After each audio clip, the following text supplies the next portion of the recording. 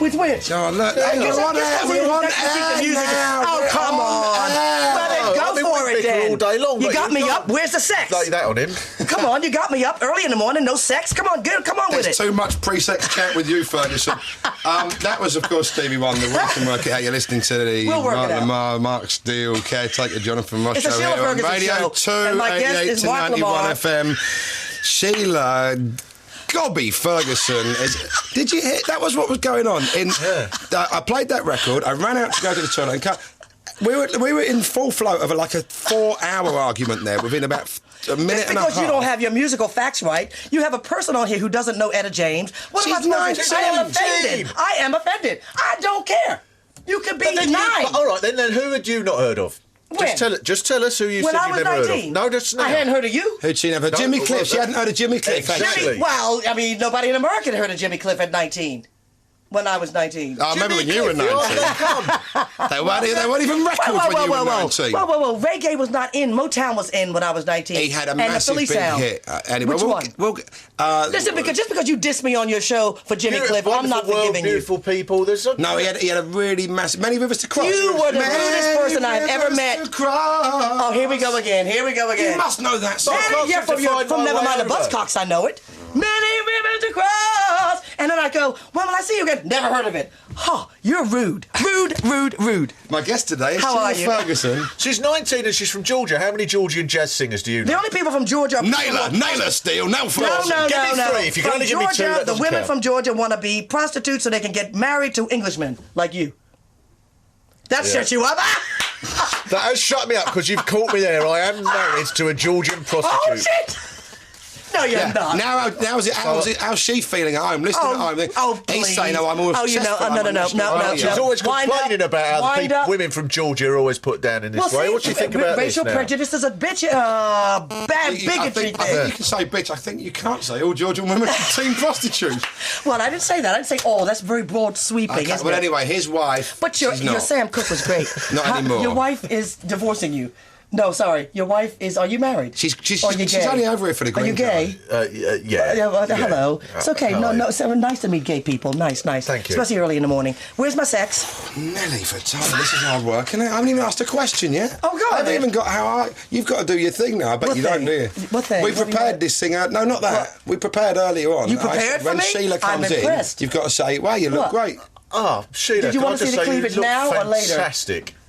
Well, I'm not interested, am I? I'm gay, but you look fantastic. Well, thank you. Have you actually looked? Or would you like to see?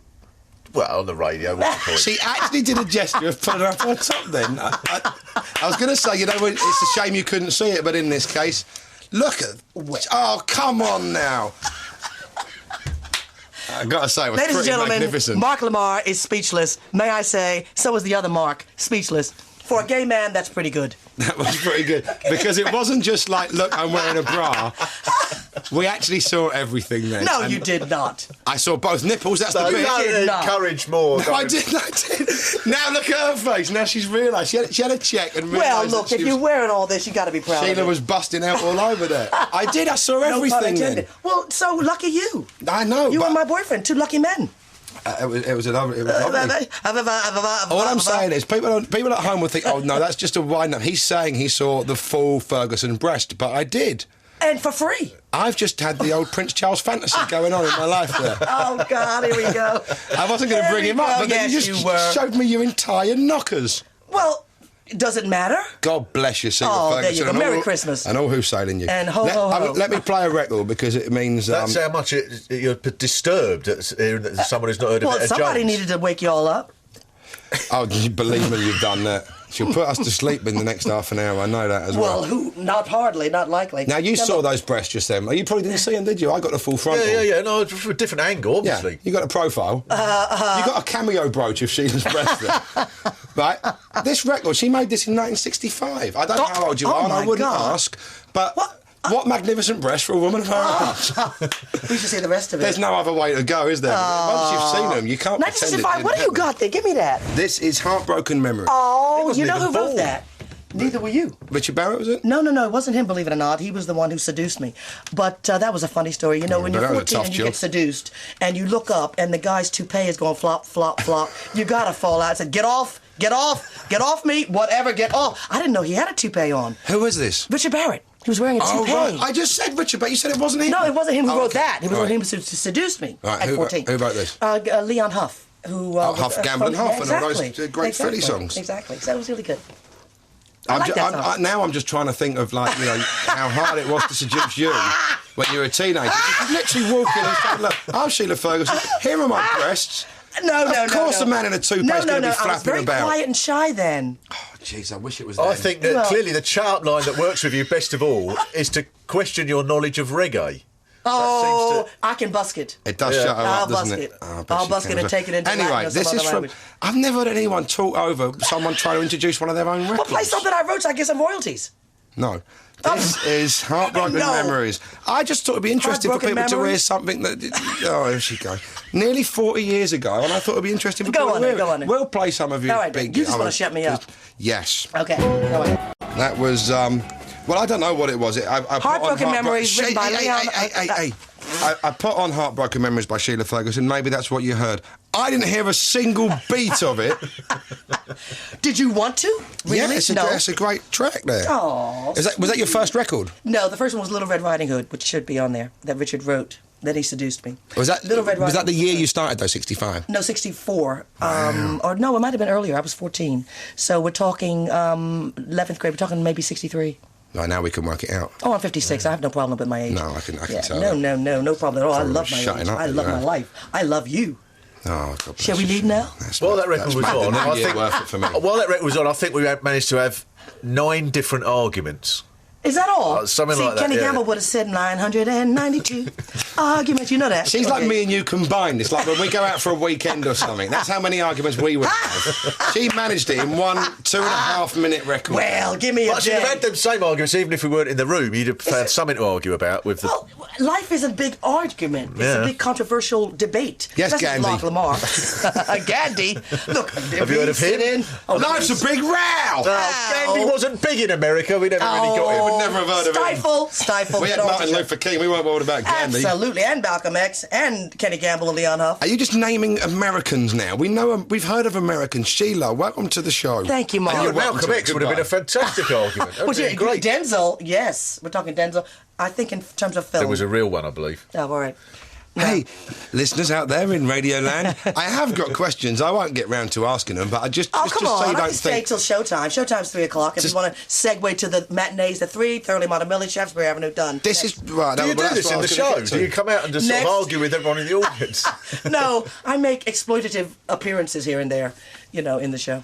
But I would imagine in the show, it's very, very specific that you say the lines you're given when it's your time to be given them, so the other actors can do their job. Ferguson. Luckily, But you're not how- an actor. But how do you? You're not a thespian, No, are I'm you? not. But how do you shut up? Because we've only met once before, and I Yeah. think Sheila's a delightful person. Your mother's nuts, too. Your mother's lovely. Oh, you met my mum as Yeah, well, your mom didn't was you? there, Mum and remember? Dad, yeah. I asked her how she could dare have a son like you and be in an audience when you were so foul on the air. And she said, oh, he's lovely, my Mark. That's That's your mum. Yeah. Had to say Were you that, didn't proving she? that she knew my name there? She's American. She wouldn't have heard of your name. Yes. Exactly. With the Lamarr, that's But how do you shut up? No, seriously. The 'cause I Lamarr know- is French, When isn't we've it? met before, you are a gambler. You're one Yeah. of those people. You're high on life and probably every other drug that's given to you. Yeah. But how do you manage that? Because you are obviously a very effervescent person. How do I manage what? What's That your was question? a proper question. What's wasn't your it? question? How do you manage to shut up? You see, you didn't hear the question because you were talking over because you it. asked it so badly. How do you manage if it's to a shut compound up? question, Hold ask the on. compound There was- question. no, there was- Right, so All right. put it I this way shall then. stop for 13 seconds. 1. Right, put it this way. When the other actors Shutting are up is doing not their, going 1, their 2, bits, 3. do you feel the compulsion See the pressure? Who's got a phone? to talk in the bits where you're supposed to be... Not at all. Because Quiet. of the discipline of theatre, you have to have your other actors depending on you. So That that was the means question. I have to shut up. Okay. I don't like it, but I have to shut up and oftentimes sing, which is not an issue, really. Like Let's when Amanda's singing, do you think, oh, I've got a little anecdote? Oh, no, I'm backstage singing with her, so that's okay. But nobody hears me. Now, let's give Sheila some Yep. lessons in the discipline of radio. I thought you'd just come in and go for it. Yeah, that's pretty much it. Yeah, Tell us about, because this is what I remember of the film. I haven't seen Okay. it for a long time. I remember really enjoying it, seeing it as a kid. And there's a Chinese laundry, and Julie Andrews gets kidnapped. No. But still, Julie Andrews. Not Julie the part Andrews. Amanda is playing. Yeah, it's Julie Andrews, isn't it? Julie Andrews plays the part Amanda Redmond. Amanda Holden. Holden's playing. Yeah. Oh, you know, I'll do the talking. Just turn her mic off. Yeah, and she plays it beautifully. Doesn't she get kidnapped in the film? In the Chinese laundry? No, but her best friend Dorothy does, Right, and that was played by Julie Mary Lamarr. Right, we haven't heard of her because she's American. And I do Carol Channing's part, which is Muzzy Van Halsmeer. I'm the Carol Channing character. This is what I was thinking, because I actually purposely didn't read the notes, because I guessed you would be the evil woman in it. I beg your pardon. Are you not? Evil, I'm the womanizing type, a billionaires who's jet-setter. You're not the Chinese woman who does No, all the... that's Maureen Lipman. Oh, right. Yeah, see, I'm not the evil black person. I'm the evil... I didn't say evil black person, because she was Chinese in the film. And you meant evil... I just meant that slave. you can be domineering. Of course I can be domineering and intimidating. I mean, what else is there to be when you've done what I've done in life? You know, the fact that I walk into a room and men get intimidated and shudder and cringe and shrivel up is not my problem. I'm not doing any of them, and believe me, I haven't shriveled up. Oh, from what I see, you have. You're like a cold pool. You're like a New Year's Day dip. Don't look at him for resolution and for emphasis and for help. You have to toe-to-toe this. No, I looked at him because I was saying something very rude about you. I didn't want to look at you. Well, no, because you might get slapped. And I thought he might enjoy it. That was What's the most intimidated anyone's been then in the last week? Of me? Yeah, of you. Intimidated? Santa fled back up the chimney. Not nice Ferguson's house. No, Santa said I'll have to give this muzzle to someone else. Yeah, was it you that got Saddam? No, I got blamed. But but if I get that text one more time, I shall scream. No. People say I'm intimidating. I'm not intimidating. I'm sweet and lovely. No, you're not intimidating. I'm saying on stage, I bet you could... Would you turn your bleeding phone off? My phone is bleeding off, thank you. Have you got a phone? No. Mine is vibrating against me, see? Then it can't be off, can it? If it's vibrating silently. But then it's not... I'm enjoying it. Leave me alone. You can't hear. We're getting all the interference. No. It's not my phone. It's yours.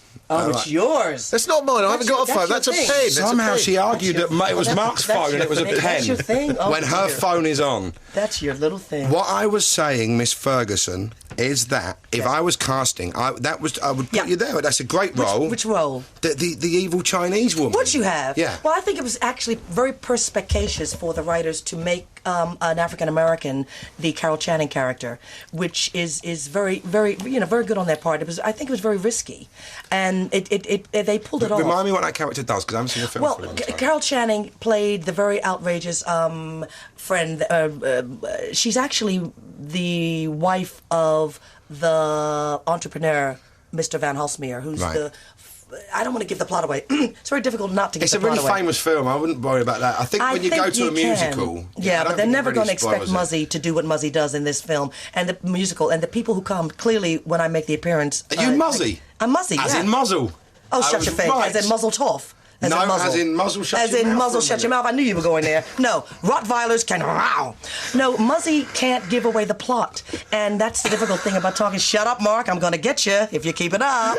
You have to remember, it's daytime TV. I can get you. She managed radio, by the way. She managed to talk third person. Muzzy cannot give away the plot. Muzzy can't. I can do that. This is how much she can't shut up. She started as her other character She's working out now. Okay. As opposed to what Stevie Wonder just said, we can't work it out. No, you can't. No. What do you fancy here? You know what I've got? I'll tell you what I've got. I've got a record that... What limited editions do you have? Shut up, I'll tell you what I've got. Do you tell your girlfriend to shut up?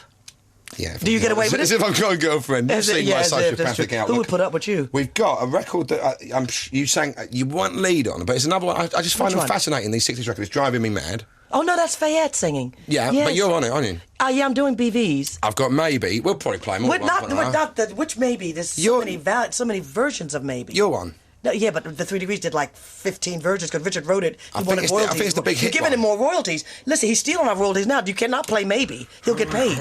Look, the play something I've written. The fader's down. All right, it's going to be... Do you want... What?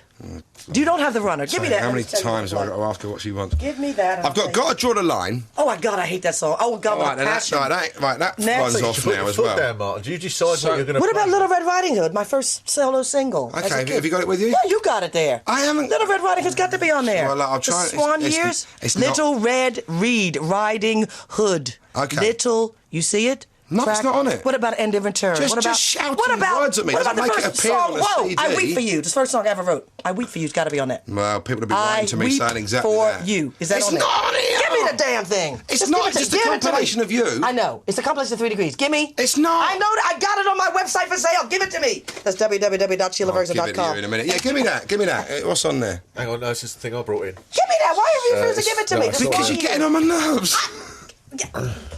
Give me the thing or I'm going to slap you. Right, try and just not talk for 2 seconds. Okay. Did you see you couldn't? Go on. How amazing was that? So It'd be great if you ever went to see a shrink. It'd be the easiest money anyone made. Because the a shrink? I can psychoanalyze myself. I don't need to Exactly, that's it. An hour later, 75 quid. You have to pay me. I wasn't even in the room, you wouldn't notice. Okay, Mark wants to speak. He's getting frustrated. No, I'm... You're fine. No, I've given up. Oh, you've given up and I've given in. Given up? You're listening to... I was going to Ferguson. say my name, but yeah, you're listening to Sheila Ferguson. Every now and again, I'm doing backing vocals. I'm a degree. We're the 2 degrees, me and you now, Hey, couldn't be better. 2 degrees of separation. I've seen you in drag. You look really good. You wish. No, I wish. One of my wishes. Yeah, just to forget it every 3 minutes, we'll just go precious moments quietly. Yeah, no, you got the text from my agent about talkback. He will tell you people to get back to my agent. Listen to this. She wants to come back on Buzzcocks, but you came on before. I don't want to come back on Buzzcocks. The people want me to come back on Buzzcocks because people generally think I got the better of you. So therefore, the war has to continue. Oh, the ones that didn't see it that you told about. No, the ones that who saw it know the truth. Kiss. That's the one. Those are the ones who want me to come back. Kiss it. Not only did she tell me to kiss her ass, she described the colour of it at the same time, and I thought that was delightful. In case I was looking delightful because it didn't have to be edited out. In case I was looking for Sheila's white ass, she put me straight. It was the black one that I had to go around kissing. So he did. Now you're welcome back any time we're not on. Where you're not on here. By the way, just because, and I'm going to plug myself. I've tried to plug your show, it didn't work out. Yeah. We've been doing Buzzcocks for 7 years now, but there's one on tomorrow night, this year's Christmas show, and it's one of the best ones we've ever done. What is? The Buzzcocks. You're not on is it. it? It doesn't matter. I'll watch it anyway. But no, tomorrow night it's one of my all-time favourites. I've never ever plugged it on anything. I don't think who's ever on before. Who's your guest? It's a little. I'll let you plug Gloria Honeyford. Oh, she's lovely. And sense of humour. The one I remember most was a little Spanish fella called DJ Sammy. You won't have heard of him because he's not American. But anyway, it just look. I know people other than Americans. It was one of them. It didn't really matter who was on it. It was just there was something in the end. It was a lovely show. So you were good, in other words. That's what I'm saying. That's what I'm saying, baby. Kiss my white ass, Ferguson. Absolutely. You put it out there, I'll kiss it. Thoroughly Modern Millie is on at the what? Shaftesbury Theatre. The Shaftesbury Theatre, which is in the West End of London. On Shaftesbury Avenue. It's a national show, so, I'm just saying. Is it touring at all? No. Well, I don't know. It may do, but I'm not touring. I'm at Shaftesbury Theatre. I'd heard it was. What, touring? Someone hasn't told Fergie. Well, let them tour. Oh. Don't be Fairfield Hall's in Croydon. No, I love Fairfield Hall. I've always done it. Every tour I've ever done. Yes. It's a nice barn. Are you still working, still doing all that stuff, or are you? Because you're not like a musical act now. You don't just do musicals. No. Good God, no. That would bore me to tears. I have to be eclectic with what I do. And what happens is once you're in the West End, people forget about you. And when you come out of it, they say, well, as it is now, I'm being touted seriously by a very famous English soap to go into their soap, for the storyline to be written so that I can be in their soap for the BBC. Well, because you could be the only character. You could. Oh, shut your face! Shut up!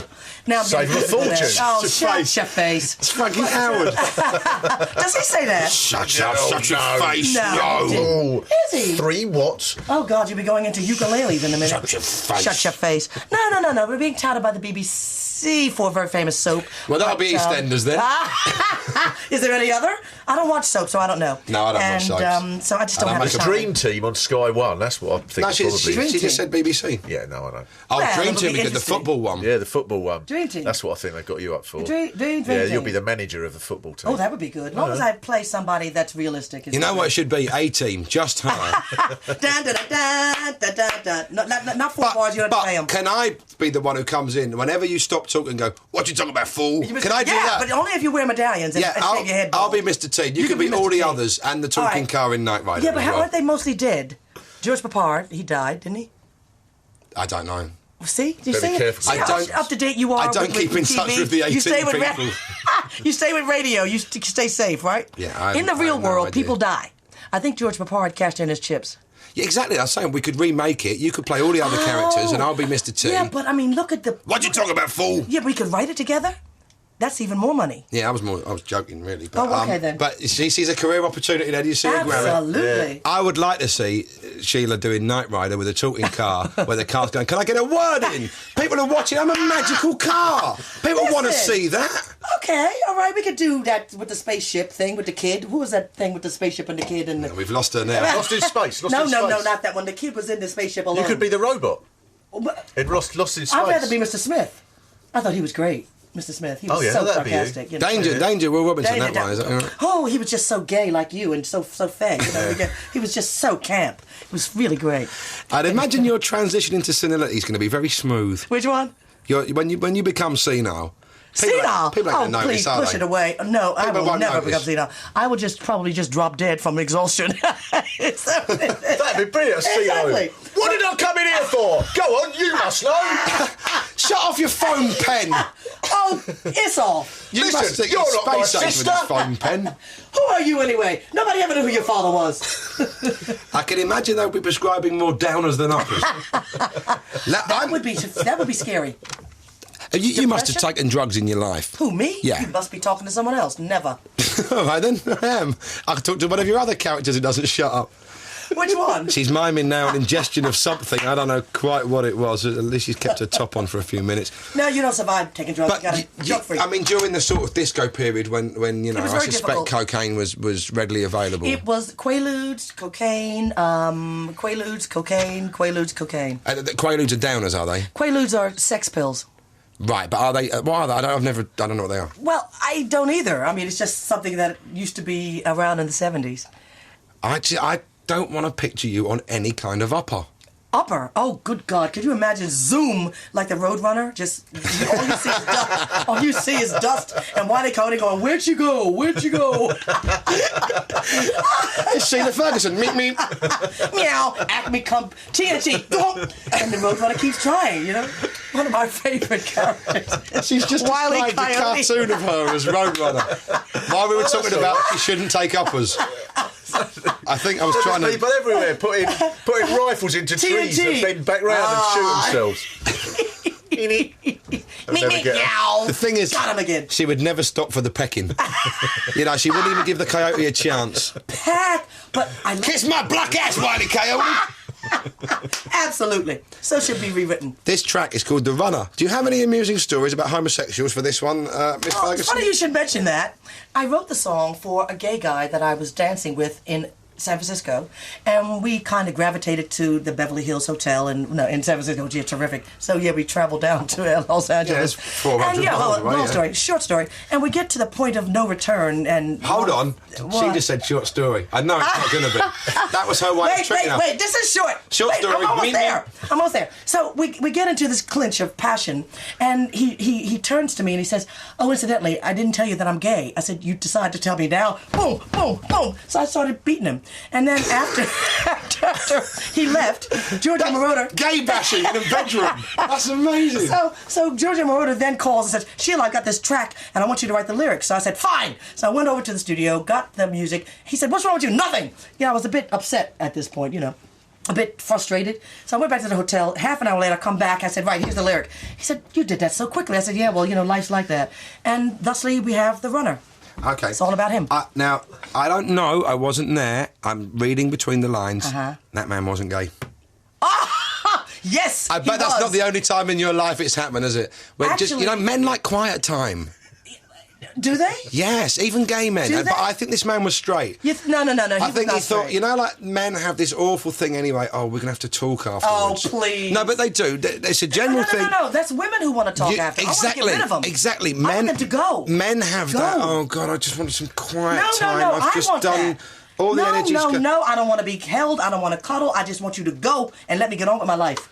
But he wasn't having any of this. What I'm saying is, men generally, with like normal women, they're like, oh, I don't really. I am talk. Normal. But I can't imagine what the chat would be with you afterwards. Well, it would we just talk be about calculus incessant. or algebra. It would just. We'd be up till like 4 o'clock the next afternoon going, Only really, if would I don't you have a finish your gig. story, Ferguson? And I think this man just said, look, I'll say I'm gay, it won't hurt my feelings that way.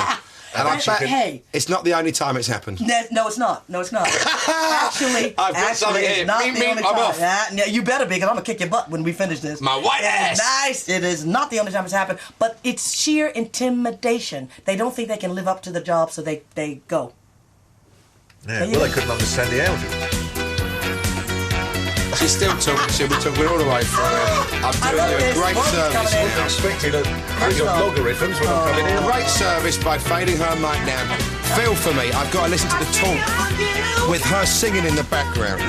Go on, tell that story. No. All right. That was a really good one as well. She won't tell the good ones on it. Thank you. Now that should be some nice royalty money. As expected, it went on and on. 5 minutes of it. But, you know, we had played Stevie Wonder earlier on. That's not a link into any stories anyone might have about Stevie Wonder. Stevie Wonder's a lovely lover. Do you have any stories? There you go. That's the story. Yeah. That was all it was. Yeah. That's amazing. That's a good story, isn't it? You don't even need any more details than that. You just need something to say. 6 words. I happen to know that for a personal, intrusive fact. There, she shut up for a second. That was lovely, wasn't it? Yeah. Every time she talks, say, you slept with Stevie Wonder, that's right. And she shut. Look, she almost shut up there. Oh, stop! Just hush. And I say once. Allegedly. Obviously, she couldn't any more than that. Allegedly. What year? Give us a year. Allegedly. Give us a year that this was taking place. What are you talking about? The Stevie Wonder. You wanted to read something? Yeah. Go on then. Oh, we've got her! Meep. Meow. The coyote's caught the roadrunner. What's he going to do? Never. You will never catch the roadrunner. No. This time the rock fell off the cliff and hit its target. And Stevie Wonder was making love to the roadrunner. Meep. Sounds delivered. Only the wily coyote had thought of that. You are uptight. Mm-hmm. Wouldn't it be great if you're in bed with someone and at the point of not too much detail because it's this time of day. Meep. If you did that, wouldn't it be great? Why do they call you the Roadrunner? I don't know. I didn't mean you. I meant Ron. Yeah. Do you want to read out that email then, Mark? Something from someone called Peter Paul. Have you finished? Meep. What do you think? Next. Can you read it? You'd never faster? have to ask, would you? Have I satisfied you? Meep. Meow. Go on. What's the email? It just says, please can you fix it for me to have Alan, and then he means Titchmarsh, but he's put another word in, which is a wonderfully sort of pure old way of describing. Oh, he's emailed in before. I remember this particular nickname. But anyway, please can you fix it for me to have him slagged off for a few minutes on your radio programme, and then he says, Pierce, if you cannot do this, just slag off anyone who does gardening and isn't irritating moron. Cheers. And then I think this is why we should give this to Sheila. He lives in a council flat, obviously, he has no garden.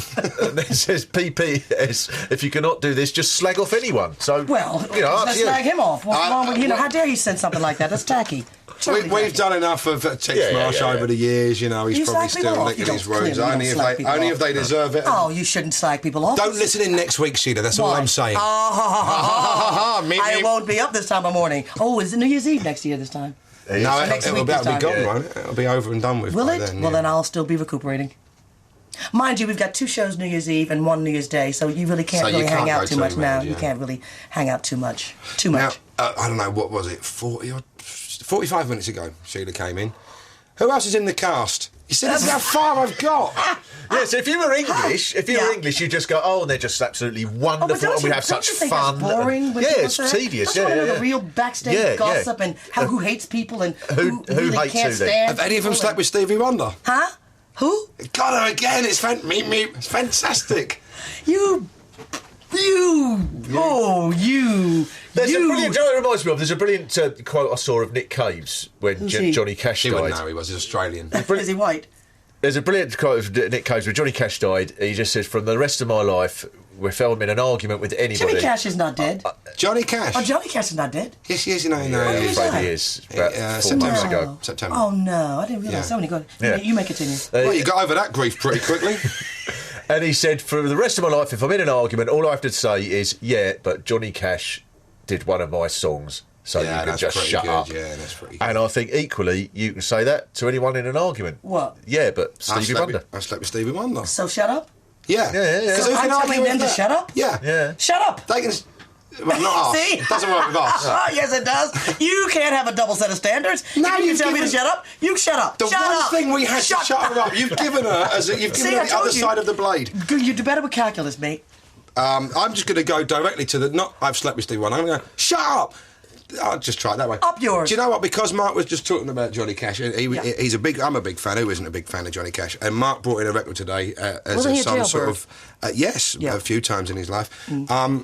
Because he died in September, and we were sort of looking back over the year and stuff, and Mark brought in one of his favourite Johnny Cash records. So let's play that. Tell us about this is an astonishing thing. I wasn't aware this existed up to quite recently, and I found a compilation of Johnny Cash's songs about Native Americans, and it's just unequivocally on the side of the Native Americans, and it's just this one. There's just a little laugh that he does in here that I think is so brilliantly sort of impudent, and it was from 1964, so way before it was chic in any way to be sort of... I'm not saying that people were just doing it for effect to support Native Americans, but far before this, and I think this is an extraordinary gutsy little, and also like all his best songs, just so simple and very funny. I think. All right, this is Johnny Cash with what's it called? Custer, just Custer.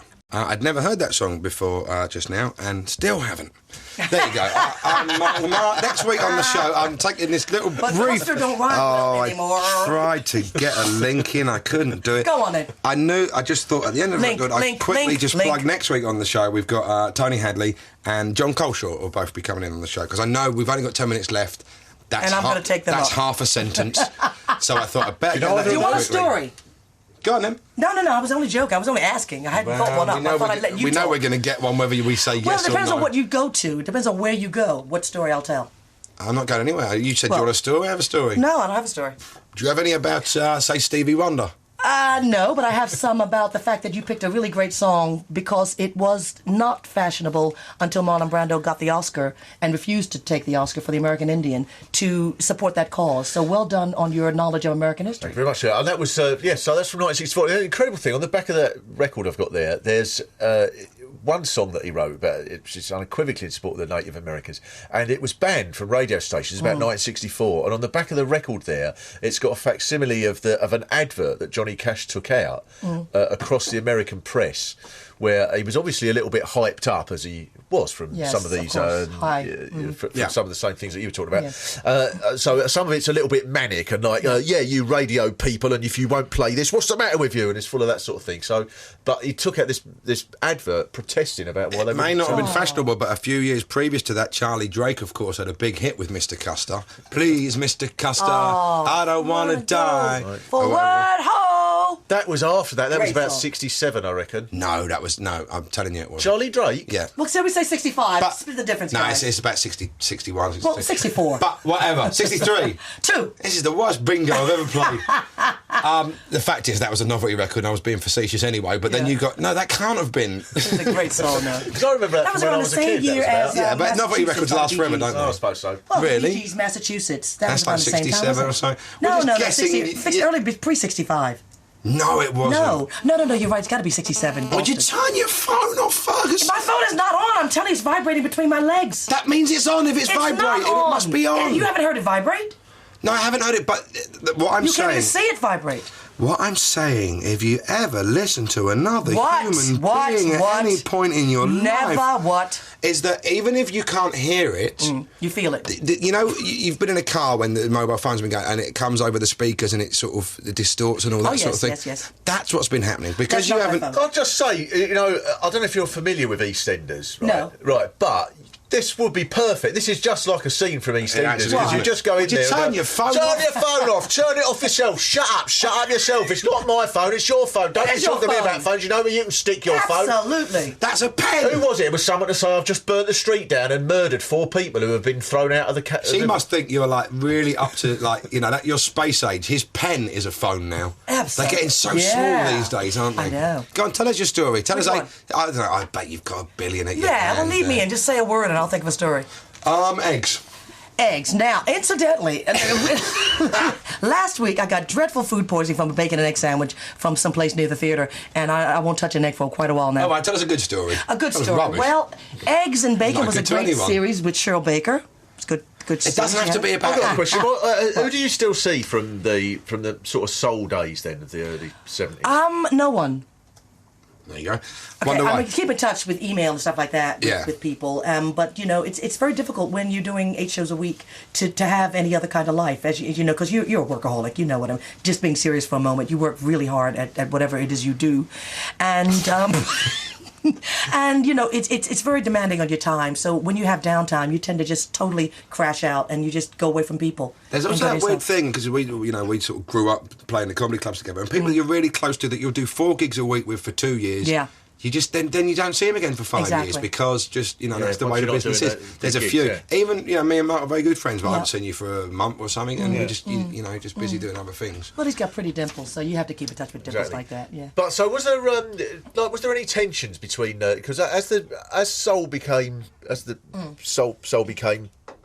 even the sort of mainstream soul became really political in the early 70s. Was there any tensions then between the people who sort of wanted to go with that and people who said, no, let's just sort of sing about more frivolous things? No, I think because in that era, the industry was a whole lot different than it is today. Today, it's about image and making it one-hit wonders, and that's it. Then bands were nurtured, and people stayed with their bands.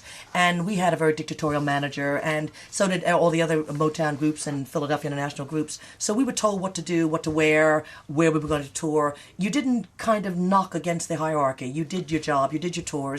It was a business. It was a job. Whereas today, it's more like I think it's the same today, but the people who are doing it aren't Berry Gordy. You know what I mean? That's a big difference. Gamble, that's true. Because the Temptations of all those bands, they are boy bands. You know, they were writing their own songs eventually. They had a longevity. I mean, look at Barry White. There will never be another Barry White. It's never going to be another 3 Degrees. Nobody's going to hang around that long to nurture them. Exactly. Because you branch out, you had to learn. But the impact of particularly what's going on, which is always seminal album. But he went to the mountain to write that. You know, he had to break away from. But what was the impact of that on all the other soul singers? It was massive. It was massive in that it took soul pop music almost into a political arena. And it became almost message music then. Hey, this couldn't be a more perfect link to the record that you've requested. You mean I helped you out for a change? Somehow. Way to go. I don't know how you got her there, but well done. Sam Cooke, the record you asked for, Sam Cooke, The Change Is Going to Come. Brilliant. Which he said he'd heard a Dylan album and it blew his mind, and he was like, and this is a white boy, we should be doing this. Exactly. Well done, Sheila. Thank you. We had 5 seconds of silence there because I knew it would be an awful go.